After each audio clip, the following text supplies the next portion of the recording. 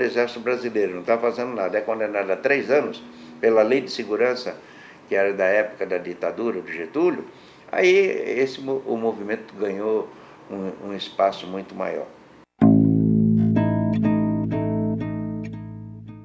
Em 1956, 2 anos após o suicídio de Getúlio Vargas, Juscelino Kubitschek é eleito presidente da República. Inaugurando uma fase de desenvolvimentismo e maior liberdade política, JK diria que o maior inimigo da América Latina não é o comunismo, e sim o subdesenvolvimento.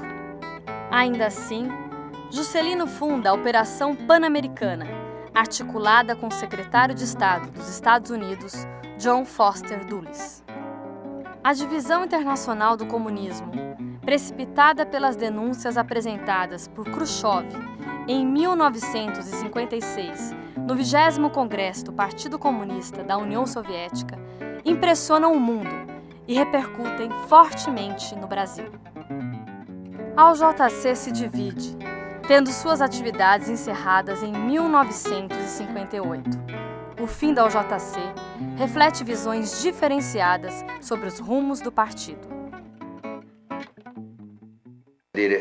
Praticamente quase toda a direção nacional da OJC, elas embarcaram naquela posição do Agildo Barata e daquele pessoal, né, que foram os primeiros que vieram com as teses revisionistas e o primeiro impacto de...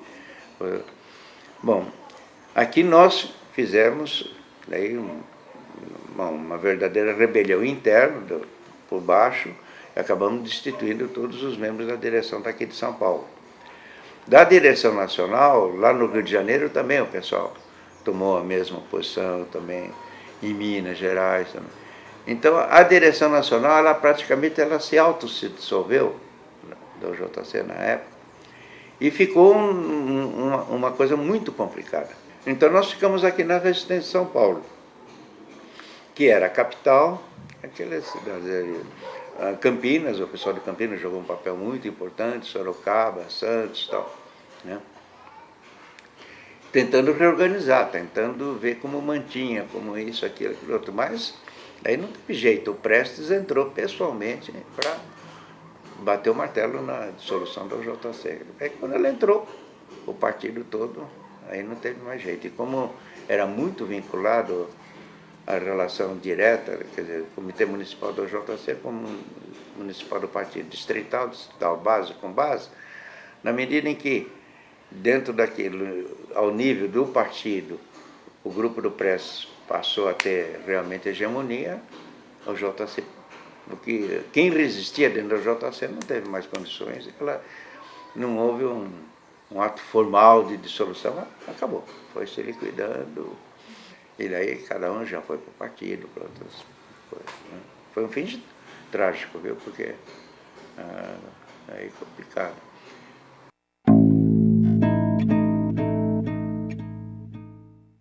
Como um novo impulso aos comunistas, a Revolução Cubana de 1959 retoma a esperança na transformação social, gerando novos ícones revolucionários.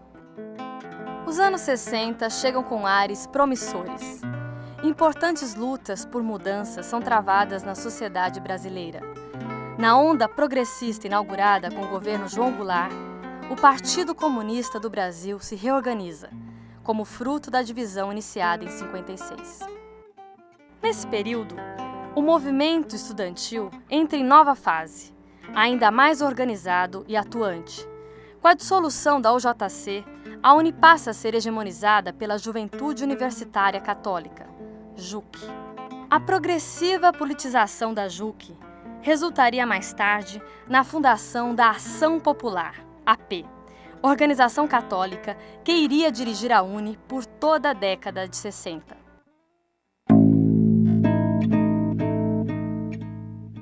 No 24º Congresso da UNE, ocorrido em Niterói no ano de 1961, o goiano Aldo Arantes, membro da Ação Popular, é eleito presidente, marcando a ascensão católica no movimento estudantil.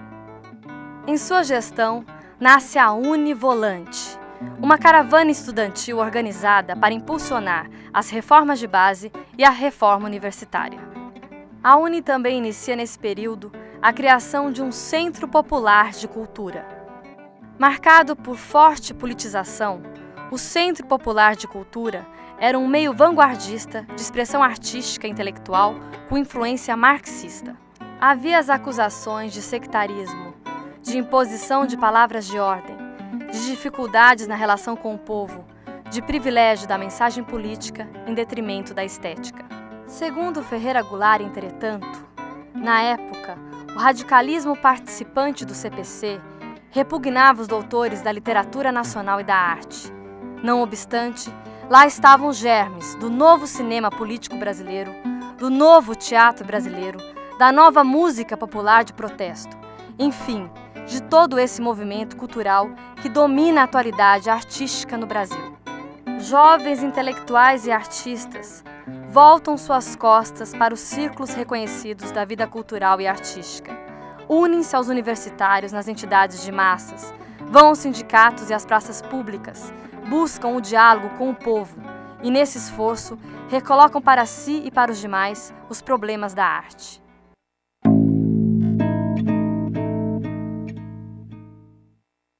Na esteira das reformas de base propostas pelo presidente João Goulart, a UNE realiza seminários pelo Brasil sobre a reforma universitária.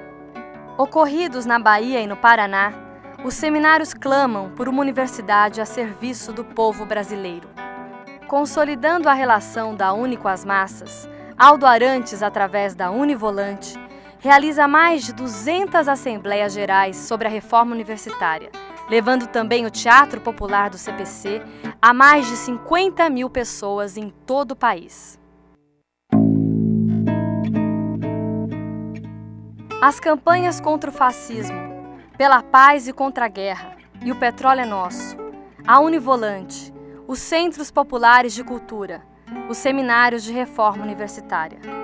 Todas essas iniciativas marcaram época e contribuíram decisivamente para o desenvolvimento do país e a ampliação da democracia, tornando-se marcos da história política e cultural de nosso país. Essas experiências seriam retomadas muitos anos mais tarde, com novos sentidos e roupagens, através de iniciativas como os Centros Universitários de Cultura e Arte, CUCAS, ou a Caravana UNE pelo Brasil, que rodou o país para debater a luta pela reforma universitária, agora nos marcos do governo Lula. Mais consciente de seu papel para a realização de mudanças profundas, a juventude dá sequência hoje, em novas condições, à sua rica história de lutas. As organizações juvenis assistiram à ascensão e queda de sonhos e mitos, mas permanecem firmes e atuantes na batalha por um novo Brasil.